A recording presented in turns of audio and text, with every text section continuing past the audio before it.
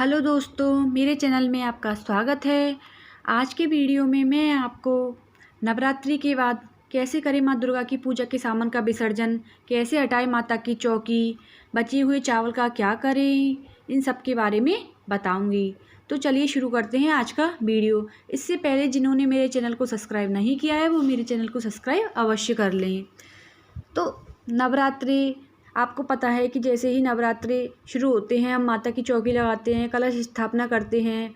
लेकिन यह जानना भी आपके लिए बेहद आवश्यक हो जाता है कि जब नवरात्रि पूरे हो जाते हैं तो इसके बाद दुर्गा की पूजा के सामान का विसर्जन और कैसे करें, माता की चौकी कैसे हटाएं, क्योंकि यह भी बहुत महत्वपूर्ण बात है। इस नवरात्रों के 9 दिनों तक 9 रूपों की पूजा की जाती है। इस समय माँ अपने भक्तों को विशेष आशीर्वाद प्रदान करती है और माँ के भक्त भी पूरी भक्ति भाव से माँ दुर्गा की पूजा करते हैं।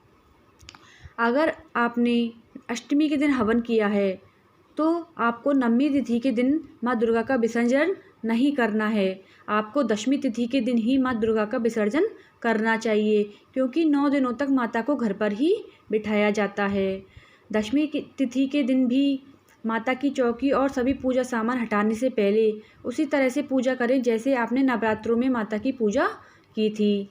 नवरात्रि का कलश हटाने से पहले उस पर जो नारियल रखा है उसे उतार लें। उसके बाद कलश पर एक चावल की कटोरी रख लें और उस पर दीपक जला दें। अगर आप दीप नहीं जला सकते हो तो आप उसमें अगरबत्ती या धूप बत्ती भी जलाकर रख सकते हैं। इसके बाद कलश पर धूप व दीप जलाने के बाद उसके जल को तुलसी में अर्पित कर दें। अगर आपने नवरात्रि पर ज्वार बोया है तो आप उसको पूरा मिट्टी सहित उठाकर किसी थाली में रख लीजिए। अगर आपने डलिया में जौ बोई हैं तो उसे वैसा ही रहने दें और उन जौ को आप थोड़े से अपने जो डेली आप पूजा करते हो वहाँ पर रख दीजिए। और कई लोग इसे दशहरे के दिन भी काम लेते हैं। इसके बाद 9 दिनों तक आपने जो माता पर फूल चढ़ाए हैं उन्हें भी इकट्ठा कर लें। पूजा के सारे सामान को आप एक जगह इकट्ठा कर लें। इसके बाद किसी भी पवित्र नदी, तालाब या सरोवर, जहाँ भी आपके घर से जो भी चीज़ पास पड़ती है वहाँ विसर्जित कर दें। यदि आपके घर के आसपास नदी तालाब नहीं है तो आप उनको अपने घर में ही रख लीजिए। जब भी आप कभी कहीं बाहर जाएं और रास्ते में नदी तालाब पड़े तो उसमें आप विसर्जित कर सकते हैं।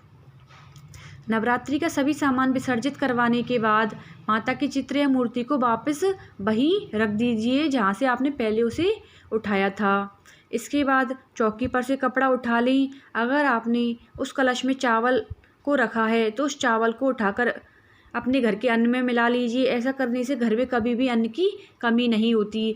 या आप घर के अन्न में नहीं मिलाना चाहते हैं तो आप उसे पक्षियों को भी खिला सकते हैं। इसके बाद माता को स्थापित करने वाली चौकी को हटा लीजिए और उसकी जगह पर 2 दीपक जला दीजिए या 2 फूल भी आप वहाँ पर रख सकते हैं, क्योंकि माता की चौकी को खाली नहीं छोड़ा जाता है।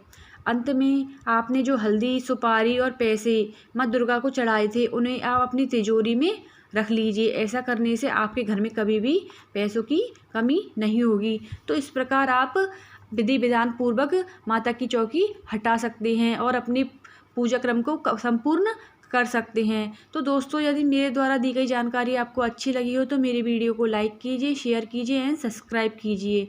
धन्यवाद।